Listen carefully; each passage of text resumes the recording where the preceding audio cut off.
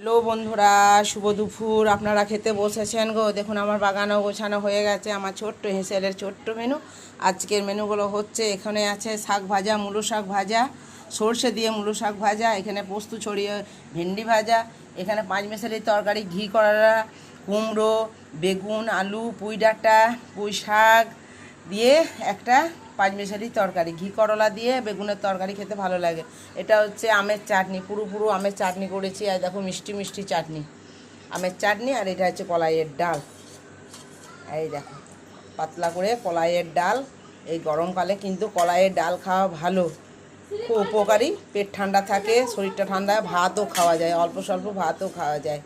এই দেখো, আর তার সাথে আছে দেখো, আজকে কিন্তু আমি চিড়ে খেয়েছি। আমার জলখাবারটা সবাই তোমরা দেখেছো, চিড়ে খেয়েছি। আর তার জন্য পান্তা ভাত রাখা আছে। এই পান্তা ভাত অল্প গরম ভাত মিক্স করে আমি খেতে পারি, যদি খেতে পারি তাহলে ও পান্তা ভাতগুলো নেবো, নষ্ট করবো না। আর এখানে আছে পাকা আম। এই দেখো 4টে আম রেখেছি, 4 জনে 4টে নিয়ে নেবো। ঠিক আছে, আজকে দই আছে কিন্তু দইটা খাবো না, ভাবছি আম পাকা দিয়ে আজকে ভাত খাবো। ঠিক আছে বন্ধুরা, তাহলে এখানেই রাখলাম। আমার ছোট্ট হিসেবে ছোট্ট মেনু যদি ভালো লাগে অবশ্যই লাইক কমেন্ট করবেন, আর ভিডিওটা দেখবেন। এখানেই রাখলাম।